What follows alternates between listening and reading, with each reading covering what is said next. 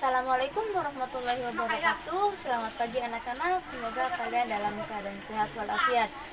Sebelum kita memulai pelajaran, alangkah baiknya kita berdoa terlebih dahulu. Berdoa dimulai.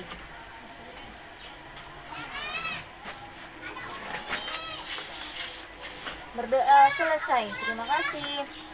Sebelum kita memulai pelajaran, siapkan dulu pensil atau pulpen dan alat tulis serta pembelajaran tematik pada pagi hari ini.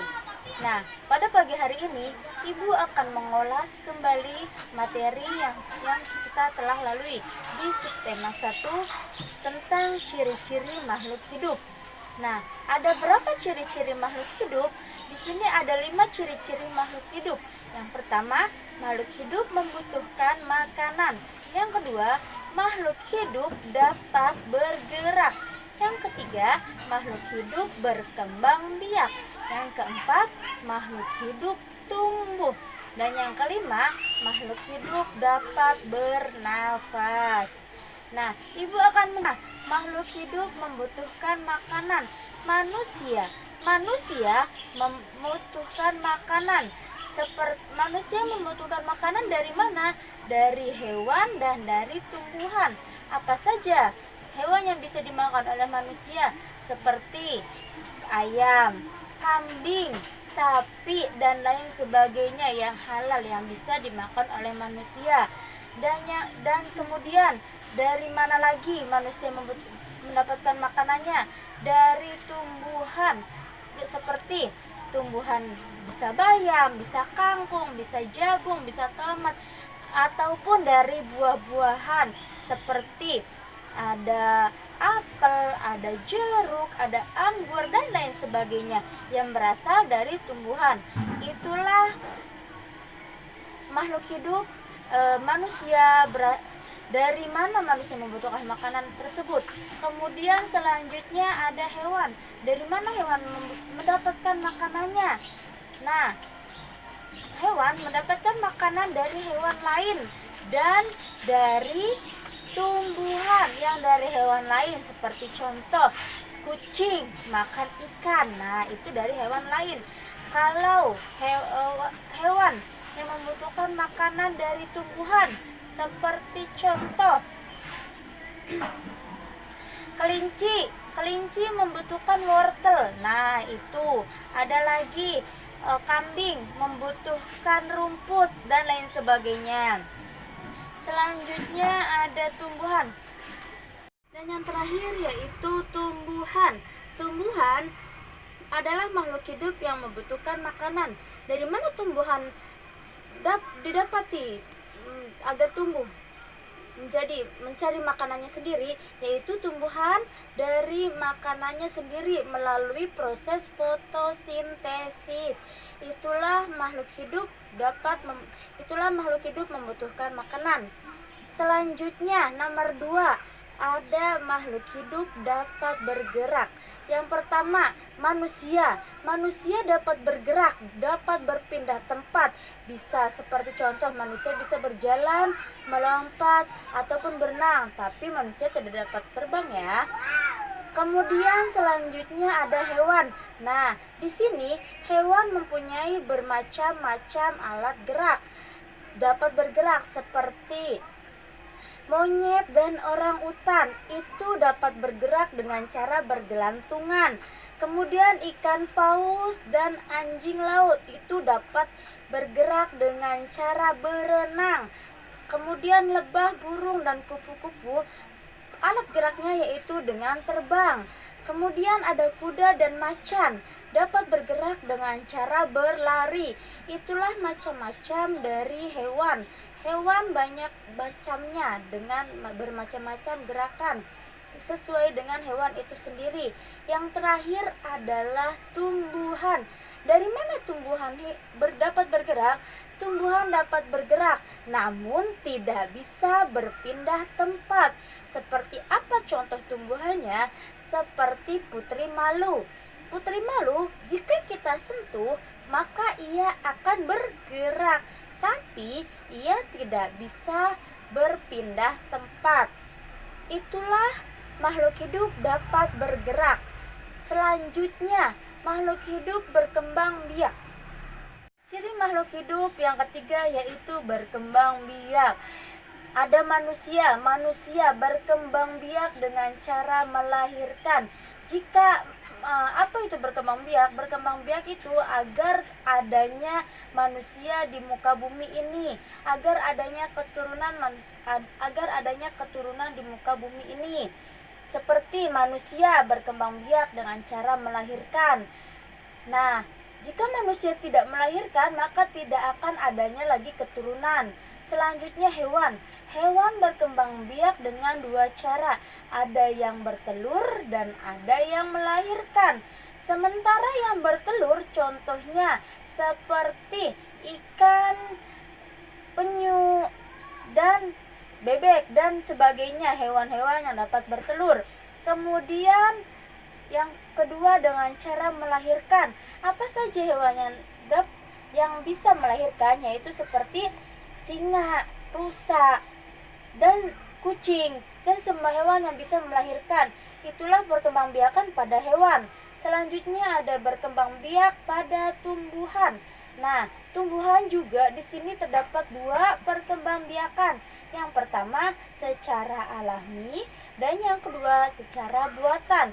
Yang secara alami yaitu bagian tumbuhan itu sendiri yang menjadi dia bisa berkembang, seperti contoh biji, akar, dan tumbuhan. Kemudian dengan cara buatan, dari mana tumbuhan itu bisa berkembang biak?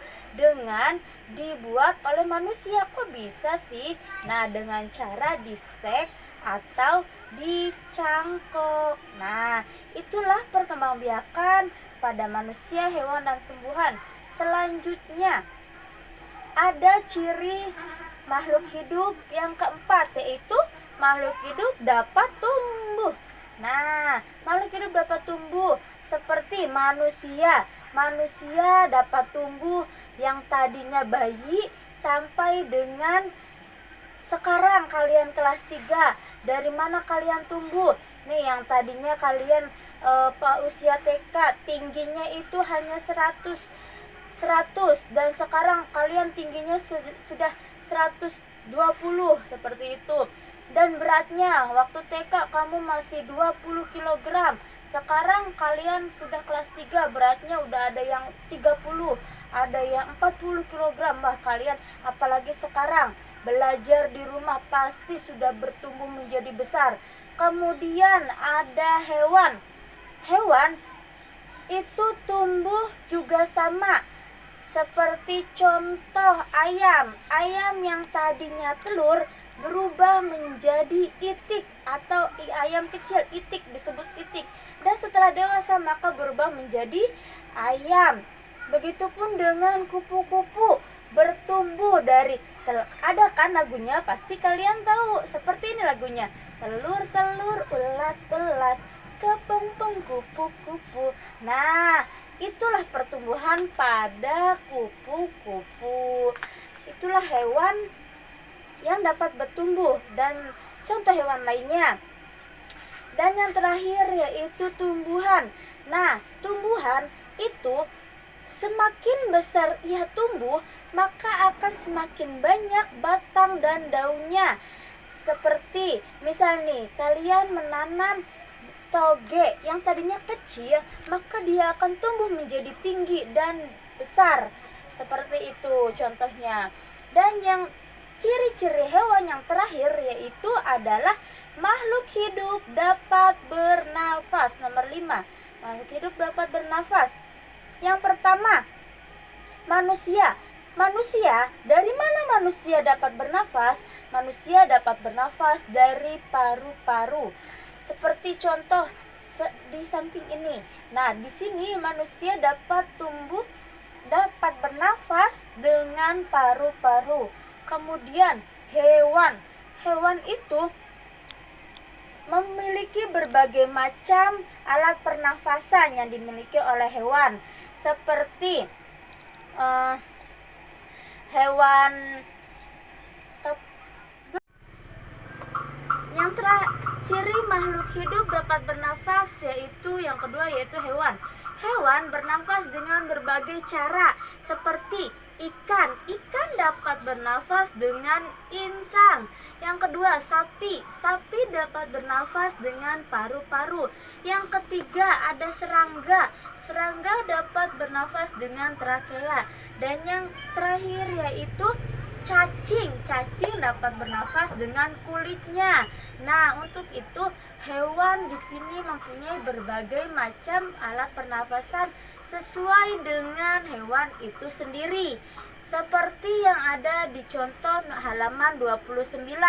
Di situ ada jenis makhluk hidup.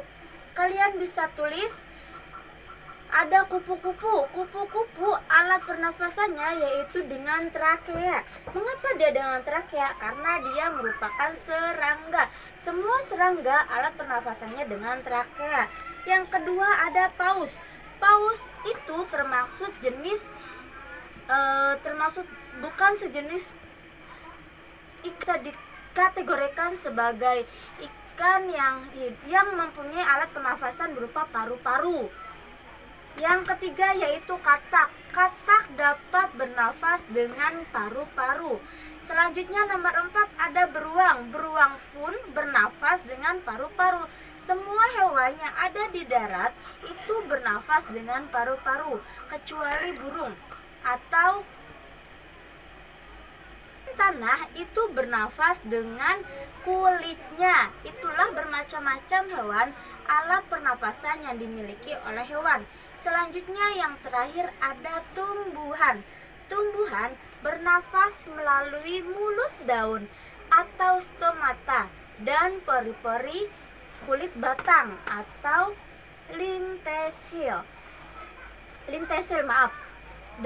Dan itulah ciri-ciri makhluk hidup yang ada. Jangan lupa ciri-ciri makhluk hidup tadi ada 5. Oke? Cukup sekian yang bisa Ibu sampaikan. Nah, kalian juga bisa buka pada halaman tutup. Lanjut. Nah, kalian juga bisa buka buku paket pada halaman 34. Di situ kalian bisa kerjakan apa saja ciri-ciri dari makhluk hidup.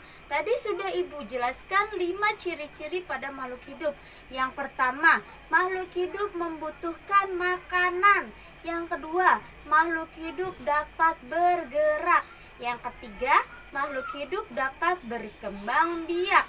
Yang keempat, makhluk hidup dapat tumbuh. Dan yang terakhir, makhluk hidup dapat bernafas. Kalian bisa tulis di halaman 34. Cukup sekian dari Ibu ringkasan pembelajaran kita pada 1 minggu ini. Semoga kalian ingat dan harus kalian pahami apa yang sudah kita pelajari. Oke, semoga ujian ke depan kalian diberi kemudahan dan diberi kefahaman. Cukup sekian pembelajaran kita pada pagi hari ini. Wassalamualaikum warahmatullahi wabarakatuh.